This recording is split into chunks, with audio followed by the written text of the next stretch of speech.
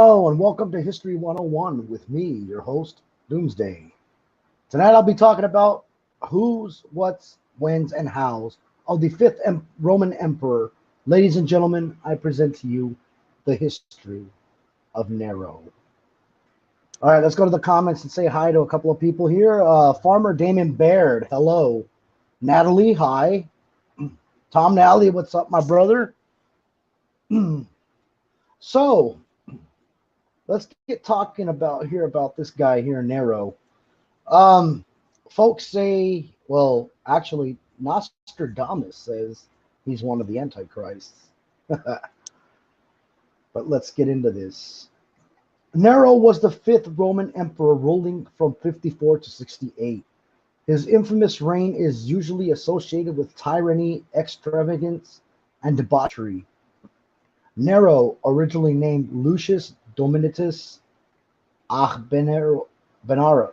Barnabas, there we go, belonged to the Julio-Claudian dynasty and was adopted as the heir by Emperor Claudius, his great uncle and stepfather. Ooh, uncle and stepfather.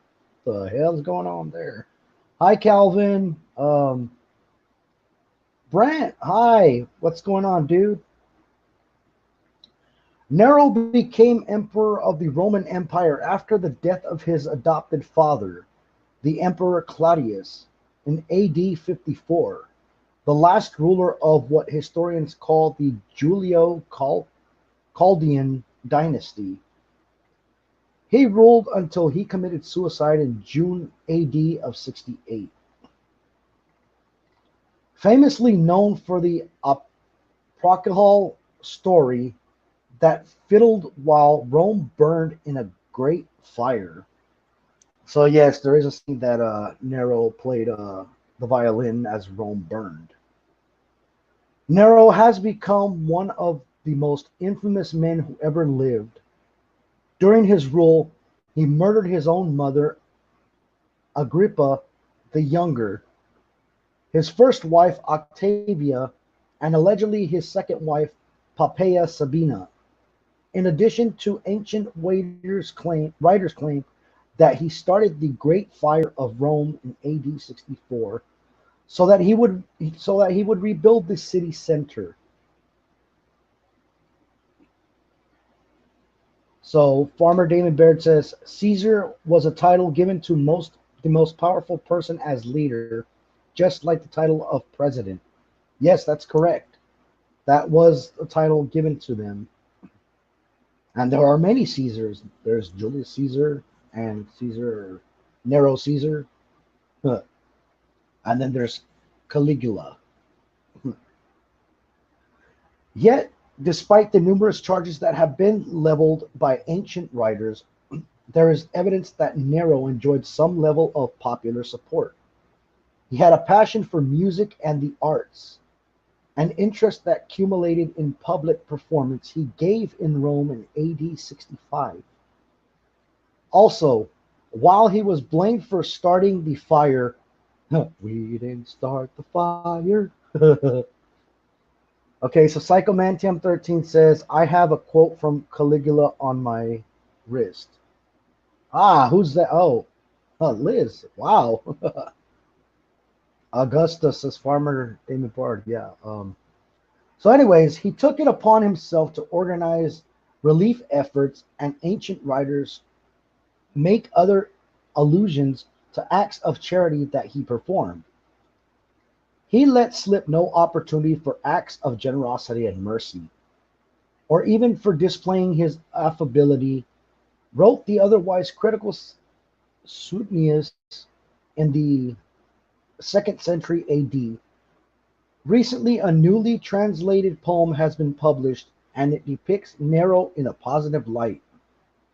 It tells of the defecation of his dead wife, Poppaea Sabina, concluding with her watching over Nero from the heavens. Scholars were surprised to discover that the text, which proclaims Nero a man of equal to the gods, dates about 2 centuries after Nero's death. suggesting that some individuals in the Roman Empire held a favorable view of him long after his death. So Nero's early life. Nero was born in Antium in Italy on December 15th, AD of 37, to his mother Agri- Agrippina in the Agrippina the Younger and his father Gnaeus Domitius Ahen Barnabas. His father, a former Roman consul, died when he was about 3 years old, and his mother was banished by the Emperor Caligula, formerly known as Gaius. He was the third Roman emperor, ruling from 37 to 41. The son of popular Roman Germanicus and Augustus, granddaughter of Agrippina the Elder, Caligula was born into the first ruling family of the Roman Empire, conventionally known as the Julio-Claudian dynasty. So I got Brent Monroe saying, "My kids take notes for their home school." Yeah, it's great that they take notes. I'm glad. I'm glad. Um, After the murder of Caligula in January AD 41 and the ascension of the Emperor Claudius shortly afterwards, mother and son were reunited. His ambitious mother would go on to marry Claudius, who was also her uncle. Ugh. So yeah, I guess in the Roman ages there was a lot of incest. In AD 49, and she saw to it that he adopted her son, giving him a new name that started with Nero. His tutors included the famous philosopher Seneca, a man who would continue advising Nero into his reign, even writing proclamations explaining why Nero killed his mother. So one thing about Nero is that people say that he was the worst emperor due to the fact that he did actually let his mother and his wife uh, rule Rome for a bit. So yeah, the newly adopted son would later take hand of his stepsister Octavia in marriage, and become Claudius, heir apparent, the emperor choosing him over his own biological son Britannicus, who died shortly after Nero became emperor. After the death of Claudius in AD 54, possibly being poisoned with a mushroom, Farmer Damon Baird says the last Roman emperor died at age 31 in a great civil war inside itself. That's pretty young to die at 31. Nero was Nero, with the support of the Praetorian Guard, and at the age of 17 became emperor. In the first 2 years of Nero's reign, he coin depicted him side by side with his mother Agrippina. She managed for him all the business of the empire. She received embassies and sent letters to various communities, governors, and kings. Now, going on to killing his mother, Nero and his mother appear to have had a falling out within about 2 years of his becoming emperor. Her face stopped appearing on Roman coins after AD 55, and she appears to have lost power in favor of Nero's top advisors, Seneca and Burrus, the commander of the Praetorian Guard who advised him on military affairs. Officially, the reason given for Nero's orders to kill his own mom in AD 59 was that she was plotting to kill him, for whatever reason that was. Nero knew that he was making a decision that could come back to haunt him. This was a crime that will have caused revulsion in the Roman world. For the mother was that most sacred of icons within the Roman family. Nero, not trusting his Praetorian Guard to carry out the killing, ordered naval troops to sink a boat that she would be sailing on. This first attempt failed, with his mother swimming to shore. Nero then ordered the troops to do the job directly. Tacitus wrote that when the troops came to kill her, she told them, "If you have come to see me, take back word that I have recovered from the sinking boat. But if you are here to do a crime, I believe nothing about my son. He has not ordered his mother's murder." But, yeah. Nero, much to his relief, found his actions applauded. The senators said that they believed his life was at risk and congratulated him on killing his own mom. Seneca himself wrote Nero's report on the murder to the Senate. So now we go on to him killing his first wife. God dang. His marriage to Octavia was not a happy one. She gave him no heir, and the two were estranged by AD 62. In that year, he divorced her, then accused her of adultery and killed her. Nero may have taken the step of killing her as a way to protect his position as emperor. As Schotter notes, a large part of Nero's legitimacy as emperor was based not only on the fact that he was the adopted son of Claudius, but that he was married to his daughter. Suetonius writes that after several vain attempts to strangle her, he divorced her on the grounds of barrenness.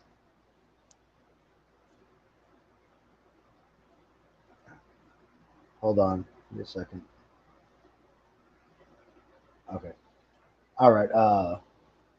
And when the people took it ill and openly reproached him, he banished her besides. And finally, he had her put to death on a charge of adultery that was so shameless and unfounded that when all who were put to the torture maintained her innocence, he bribed his former preceptor Anistus to make a pretend confession that he had violated her chastity by stratagem. So Nero would go on to marry already pregnant Poppaea, Sabina, in that same year, and she would give birth to their daughters, who lived only about 3 months in January AD 63. He took the death of their infant daughter hard and had the baby defied. In AD 65, with Poppaea while Poppaea was pregnant again, she died. Ancient writers say Nero killed her with a kick to the belly. However, newly deciphered poems of Egypt cast doubt on this, showing Poppaea in the afterlife wanting to stay with Nero.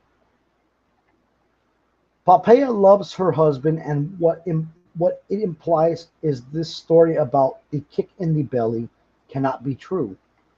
She wouldn't love him if she had been killed by a kick in the belly. Huh. So now let's go on to the Great Fire of Rome. On the night of July 18th, AD 64, a fire started in the Circus Maximus that would burn out of control, leaving little of the city untouched. At the time it occurred, Nero was at Antium, but immediately returned to Rome to oversee the relief efforts. While ancient writers tend to blame Nero for starting the fire, this is far from certain.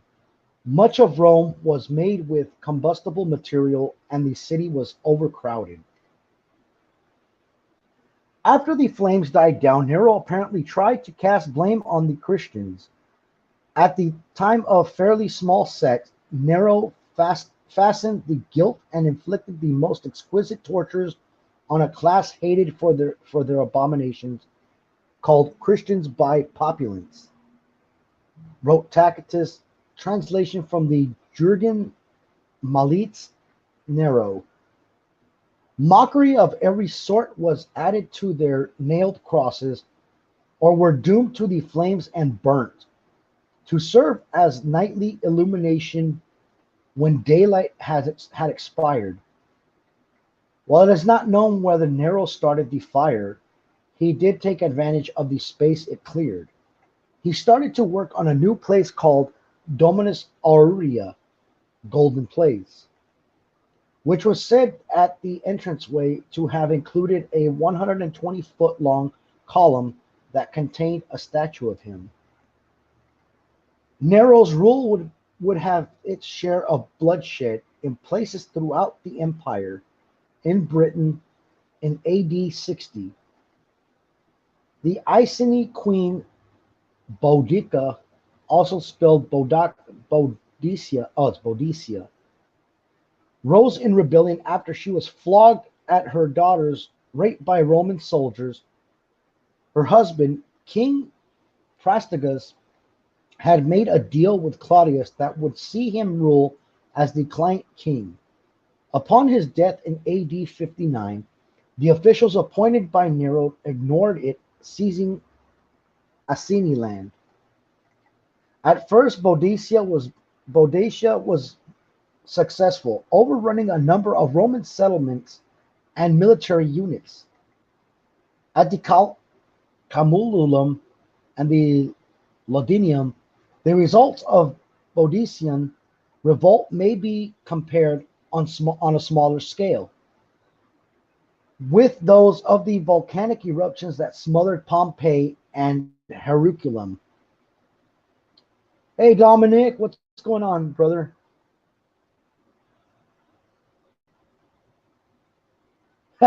Liz says Boudicca.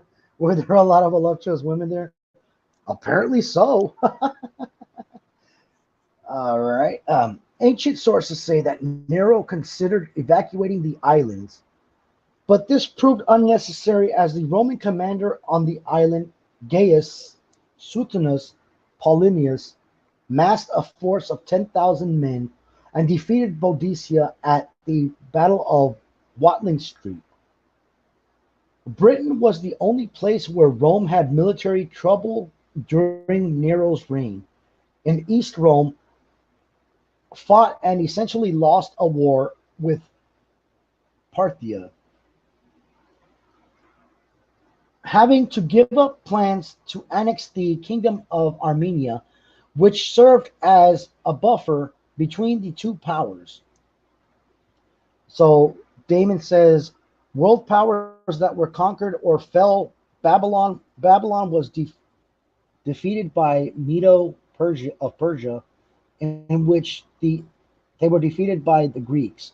The Greeks were defeated later on by the Roman Empire, who ruled between 500 to 600 years after the fall of the Roman Empire. They were ruling throughout the world as a different power as Roman Catholic Church to this day. The last current world power known as Anglo-America. The two countries who are this UK and United States. Yeah, it is.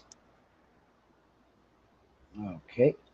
Additionally, a rebellion in Judea, AD 67, near the end of Nero's reign, would eventually lead to the siege of Jerusalem in AD 70 and the destruction of the Second Temple. One effect of this was abandonment of Qumran, the site where the Dead Sea Scrolls were found stored nearby in the nearby caves. Not all of Nero's dealings throughout the empire ended in violence. In AD 66, Nero, a lover of Greek culture, embarked on a trip to Greece, which had been under Roman control for about 2 centuries by this time. Nero took part in several Greek festivals, taking home 1,808 first prizes for his artistic presentations. The Greeks also agreed to postpone the Olympic Games by 1 year so that Nero could compete in them. That wasn't all they agreed to do. To the athletic contest were added for the first time artistic competitions. which including singing, acting for Nero's sake. In one dangerous race, he fell off his chariot, but the Hellenic judges in the charge of the game nevertheless granted him the wreath of victory. He rewarded these traditionally unpaid officials with 1 million denarii. Huh.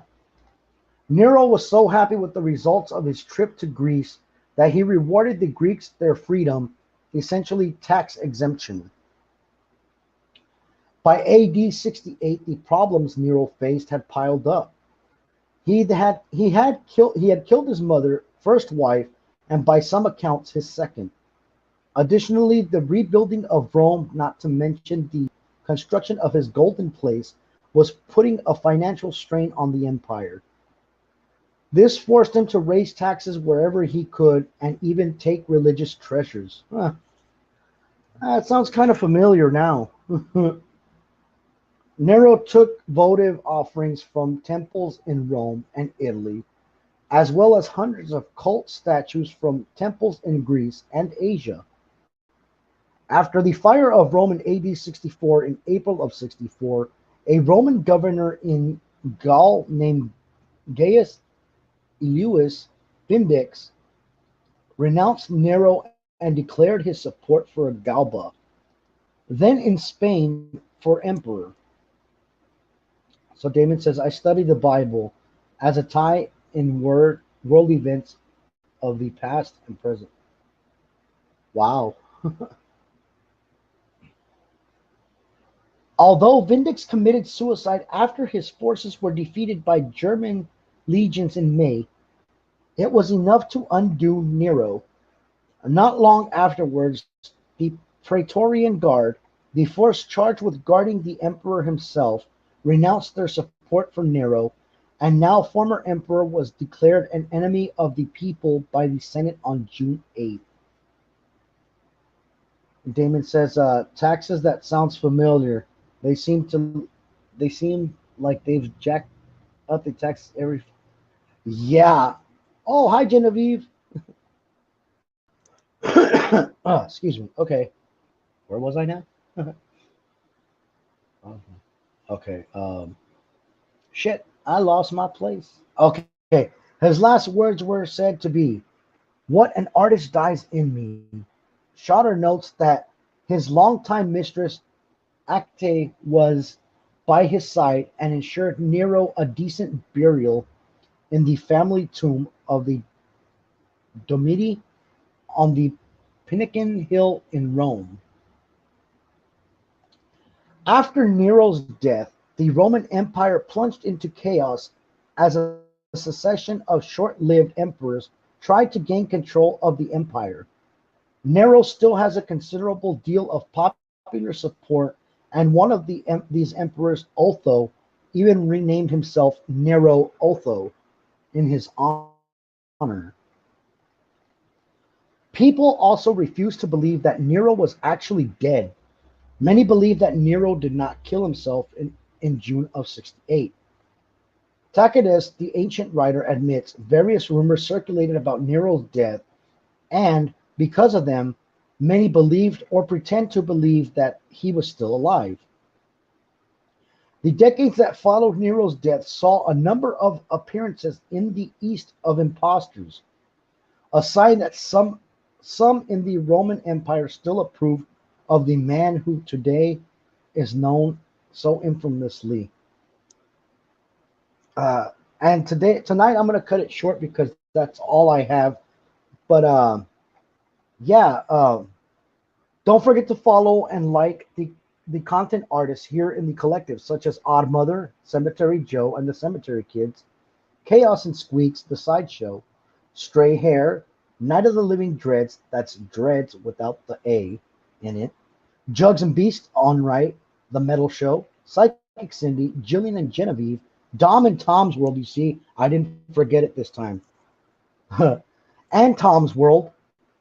Also like and follow Psycho Bunny Death Cult, Psycho Bunny DC, Psycho Mantium 13, Roots Bleed Red, PBDC TV, and also I have my own page as well. It's Doomsday Aubrey TM.